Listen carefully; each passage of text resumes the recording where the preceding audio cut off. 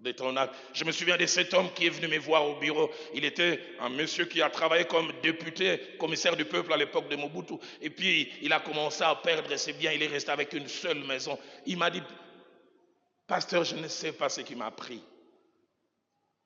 Les faussaires en termes de monnaie, d'argent sont venus les voir.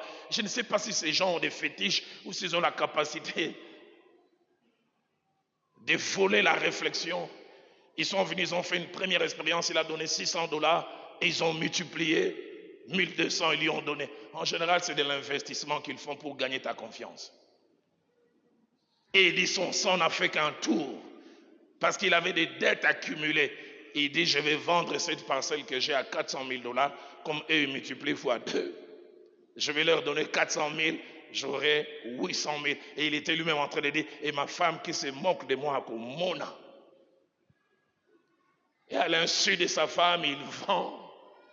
Et il prend les 400 000, il donne à ces gens. Au lieu de la multiplication, ils lui disent, non, ça n'a pas marché, ça fait une explosion. On va aller chercher les produits. Et puis il commence à les appeler, il n'arrive pas à les avoir. Sa femme seulement voyait qu'il était troublé, mais il n'arrivait pas à dire, jusqu'à ce qu'un jour, ils sont avec la femme, les acheteurs sont venus, et il a dû tout avouer à sa femme, non seulement que j'ai vendu la parcelle, mais l'argent j'ai donné pour multiplier, j'ai tout perdu, parcelle perdue, même les 400 000 perdus. Il est venu dans mon bureau et dit, je vais me suicider. J'arrive pas à regarder mon épouse en face. Culpabilité. Il dit, j'ai laissé mon épouse en train de pleurer. En plus, elle fait de la tension. Elle a fait une crise de tension. Nous sommes nulle part.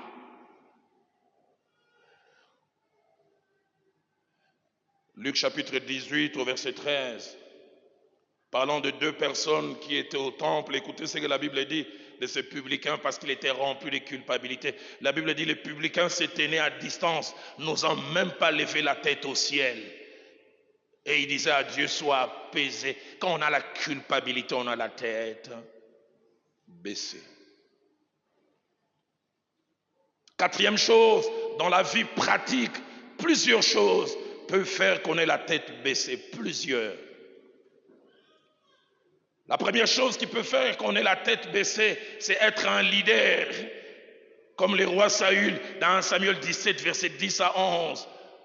Mais être incapable de défendre ceux devant qui tu te tiens. Et moi, je l'ai connu à Nairobi. Le roi Saül, il est roi. Mais ça fait 40 jours, Goliath s'élève. Il dit qu'il n'y ait pas bataille normale entre 2 armées. Choisissez un champion chez vous et un champion de notre côté et nous allons nous battre. Si votre champion me bat, nous vous serons assujettis. 40 jours. Ni Saül, ni son armée ne pouvaient s'élever. Quand ils avaient quitté la cité, ils criaient Eyaïmame, to signé Yomae. Mais Yomae, là devant maintenant, personne ne répond. La Bible dit, chaque fois que Goliath s'avançait, tout le monde reculait. Et dans tout le monde, même Saül. Les gens le rappellent, c'est toi le roi. Bon, on a koufa pour Nabino.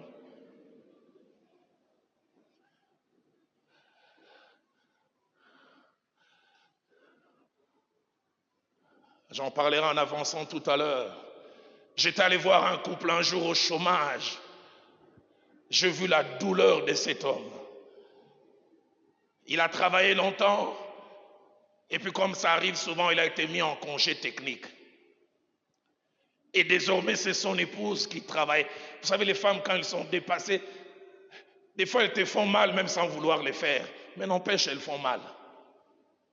Cet homme, ça faisait 6 ans, il ne travaillait plus. Les restes de son temps, il passait à la maison, regardait la télé. Et la femme rentre, elle trouve les maris à la télévision. Je revois encore la scène, moi je vais dire. Et puis elle va vers la table, elle voit comme ça, il y a de la poussière. Et puis écoutez comme elle dit, n'a que la rabino mbongo. N'a pensé la rabino peut pas table, car au la télévision. Les mariés restent là, elle a dit, Marie, on a pas qu'au salon, le bel parce qu'il a comme un chômeur. Que c'est dur d'être un mari et de ne plus être le pourvoyeur de sa maison. Cet homme viendra un jour pleurer dans ma maison. Il dit, j'ai voulu toucher ma femme. Il a dit, toi, c'est tout ce qui t'intéresse. Moussa lo lukakate. Sport national na yokakakuna. Quelle douleur. Relève ma tête.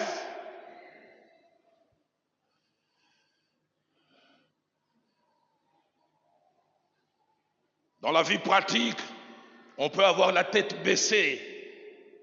Quand comme Anne, dans Samuel 1, versets 2 à 6, dans une vie, il y a une compétition qui ne dit pas son nom. Les gens tout autour de vous réussissent et vous ne réussissez pas. Anne était dans ce mariage polygamique où sa rivale, Pénina, avait des enfants. Malgré qu'elle était une femme mauvaise, mais Anne, malgré sa dévotion et sa crainte de Dieu, n'avait pas d'enfants. Un pasteur de Nzambe Malon prêchant, il a dit Pénina lundi, moana, mardi, moana, mercredi, moana. Et la Bible dit de Pénina qu'elle mortifiait Anne. Le mot mortification, elle touchait ses émotions pour l'amener à se sentir dévaluée. Et la Bible dit, elle faisait cela à dessein. Chaque fois qu'Anne montait au temple, Anne disait aujourd'hui je vais aller prier. Et Pénina disait,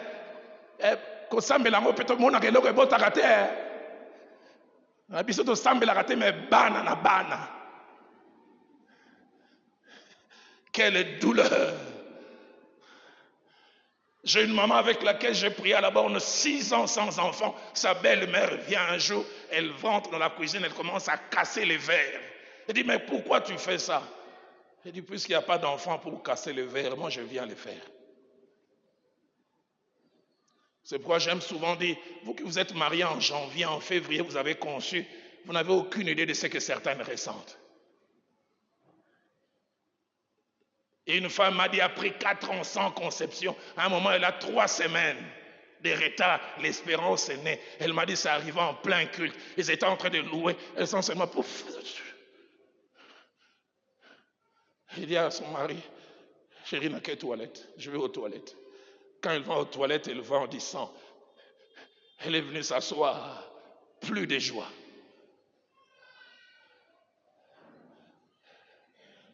J'ai jamais oublié ce qu'elle m'a dit un jour. Pasteur, prie que Dieu me donne même un demi-enfant.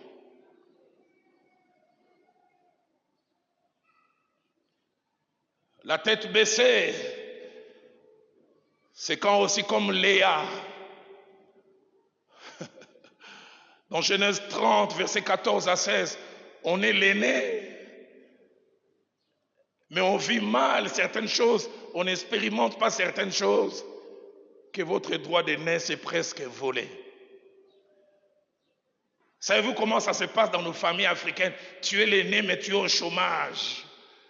Mais les cadets, il est conseiller à la présidence. Et vous voyez comment on les respecte.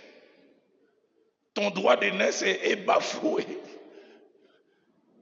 Tu viens même, tu veux t'asseoir, on dit, papa, est-ce que toi tu es quelqu'un? Lisez ce passage, vous verrez la souffrance de Léa. Elle est l'aînée, mais elle est dans un mariage, on ne l'aime pas. Et ce qui me fait mal, elle est presque en train de supplier l'amour de son mari. Et finalement, pour qu'un jour, elle ait son mari dans les lits, elle doit acheter avec les madrangors, les fruits. On donne les fruits. Et puis sa soeur dit, bon, puisque tu m'as donné les fruits, aujourd'hui, il va passer la nuit chez toi, mais une seule nuit, hein. Lisez les contextes. Vous voyez comment avec précipitation, quand le mari revient, il dit, j'étais acheté pour les madrangors. Relève ma tête. J'ai vu dans certaines familles, comme j'ai dit, être aîné parce qu'on ne réussit pas, parce que socialement on n'a pas comme les autres, on vous traite moins que rien.